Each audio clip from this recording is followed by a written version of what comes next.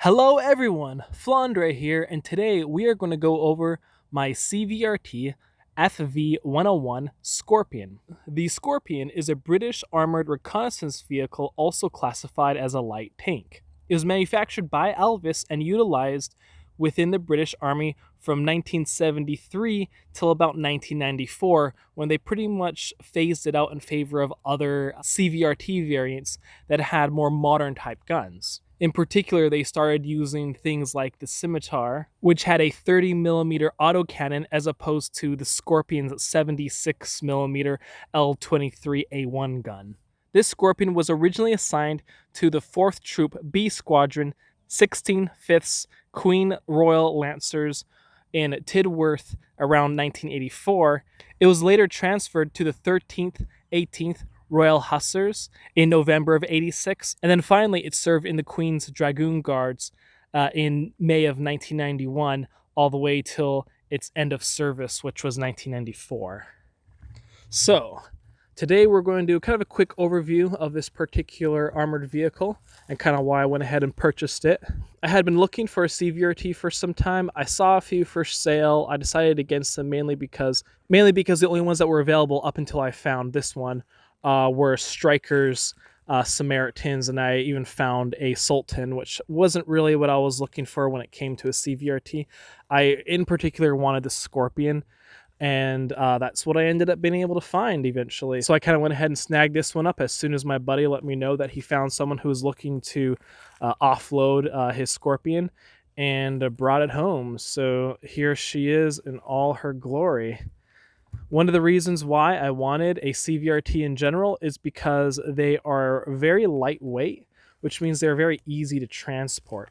That means that taking it to events and such is a lot easier, as you can typically transport these with like a dually instead of like needing something a little bit heavier. Like, for example, to transport my OT-64, this requires a full-blown semi-truck with a lowboy to be able to get this anywhere.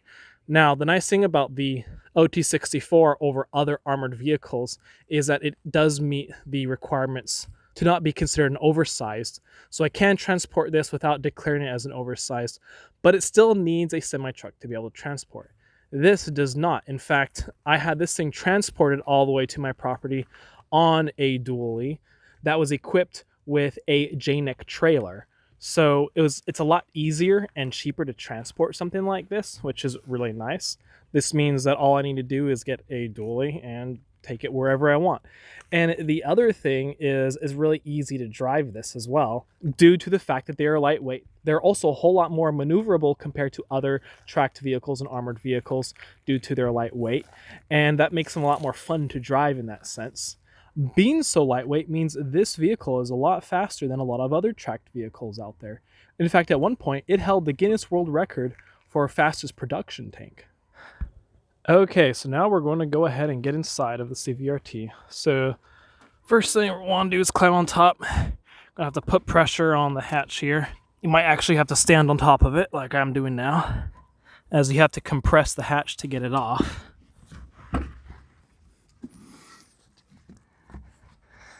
And then once that's done, swivel this out. Locks into place, and then you can crawl on in.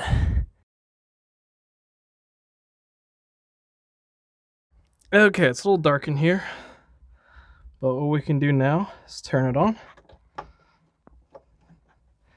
Master switch on.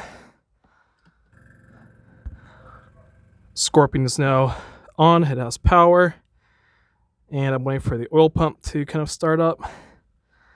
It is currently in forward gear, which is pulled back.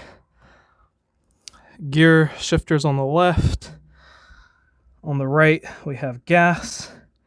And in the middle, we have brake. And then we have left movement here, right movement turn here. And that's pretty much it.